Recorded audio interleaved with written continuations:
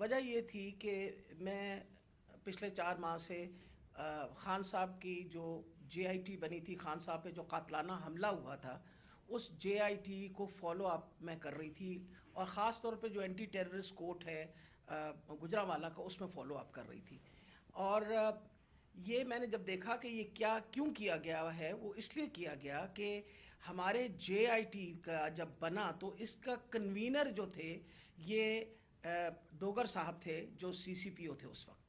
اور انہوں نے ڈوگر صاحب نے یہ بات انکشاف کر دی تھی حکومت کے سامنے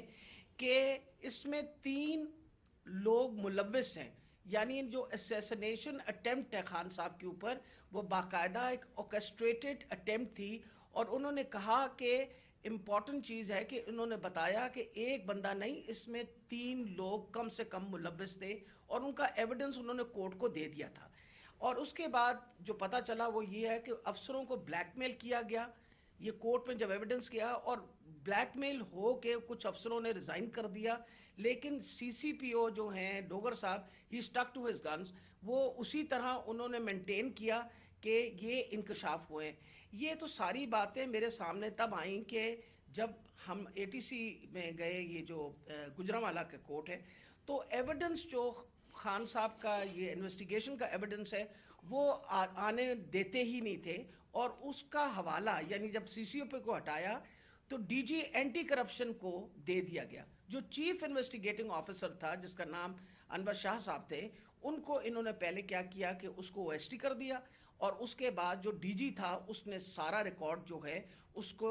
سیل کر دیا اور تالا لگا دیا۔ ہم نے جب بار بار کہا کورٹ کو کہ جی یہ ہمیں ایویڈنس چاہیے، جو سارا ایویڈنس منگوائیں، تو پہلی دفعہ جو سیکنڈ ہیئرنگ تھی اس میں انہوں نے آ کے کہا کہ جی ڈی جی بدل دیا گیا ہے، اور یہ چٹھا صاحب کو لگا دیا گیا نیا ڈی جی اینٹی کرپشن، جو کہ ثناء اللہ کا رائٹ ہینڈ مین ہے، اور اب وہ ریکارڈ دے گا۔ اس کے اوپر جج صاحب نے غصہ کھایا، اور انہوں نے کہا کہ میں اب اپنے پروسیکیوٹنگ آفیسرز بھیجوں گا۔ انہوں نے اپنے پروسیکیوٹنگ آفیسرز بھیجے، اور پروسیکیوٹنگ آفیسرز نے جب وہ کمرہ کھلا اور تالا کھلا تو دیکھا گیا کہ ایویڈنس سارا غائب ہو چکا ہے، اور چند صفحے 11 صفحے رہ گئے تھے اس سارے ایویڈنس کے، باقی سارا کچھ چوری ہو گیا۔ اور یہ بات کا انکشاف خود ہی ڈی جی نے بھی کیا، اور اعلان بھی کر دیا کہ اب میں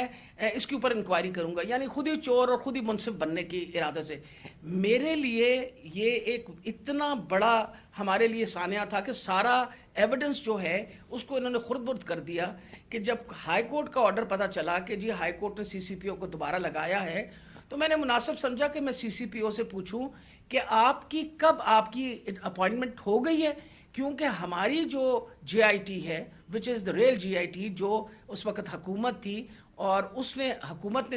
یہ سارا کچھ کیا تھا، جے آئی ٹی بنائی تھی وچ از a legal J I T, تو ہم نے تو آلریڈی اس پہ ہمیں ٹرسٹ تھا کہ یہ بندہ جو ہے، تو میں نے ان سے پوچھا کہ آپ کب تک جوائن کر رہے ہیں، تو انہوں نے کہا جی ابھی تک میرے آرڈرز نہیں آئے۔ وہ آپ نے سارا ٹیپ سنا جس کے اندر کوئی ایسی بات نہیں پوچھی گئی، اس میں مجھ سے سوال پوچھے گئے کہ کنسرن کیوں تھا۔ ارے بھائی مجھے کنسرن نہیں ہوگا تو کیوں نہیں کنسرن ہوگا؟ وجہ یہ ہے کہ خان صاحب کے اوپر قاتلانہ حملہ ہوا، خان صاحب کی ساری جو انویسٹیگیشن ہے ان کے آپ نے بندے بھی غائب کر دیے، اس کے بعد جن لوگ جو ایویڈنس ہے اس کو بھی غائب کر رہے ہیں آپ، تو ہمیں تو بالکل کسی طریقے سے کسی اور پہ ٹرسٹ نہیں تھا، اور ہمیں امید تھی کہ اب سی سی پی او کے واپس آنے سے، یعنی ڈوگر کے واپس آنے سے، ہم دوبارہ اپنا جے آئی ٹی جو ہے وہ شروع کر دیں گے۔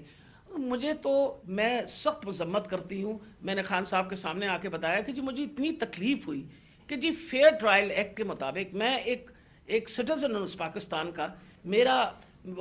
چادر اور چار دیواری تو جو پامال کرنی تھی ان لوگوں نے، ہم خواتین